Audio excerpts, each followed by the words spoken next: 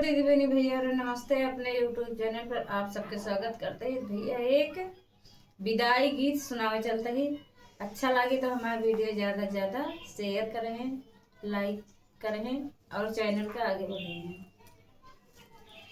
डोलिया पकड़ के रोवे हमारा बीराना भैया, डोलिया पकड़ के रोवे हमारा बीराना भैया। पापा जी दुआरे रोवे, मम्मी मर आंगनवा मोर मायरिया रोवे ना, मोर मायरिया रोवे ना। रोवे भारया कवरिया मोर मायरिया रोवे ना। पापा जी दुआरे रोवे, चाचा मोर मड़ौआ मोर मायरिया रोवे ना, मोर मायरिया रोवे ना। रोवे भरया कवरिया मोर मायरिया रोवे ना, रोवे भरया कवरिया मोर मायरिया रोवे ना।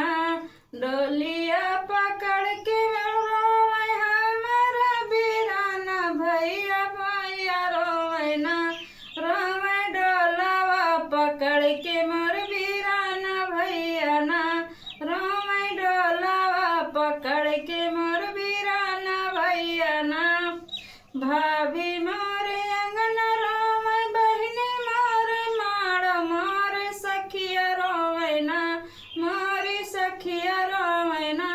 रोवे माड़वा पकड़ के मोरी सखिया रोवे ना, रोवे माड़वा पकड़ के मोरी सखिया रोवे ना।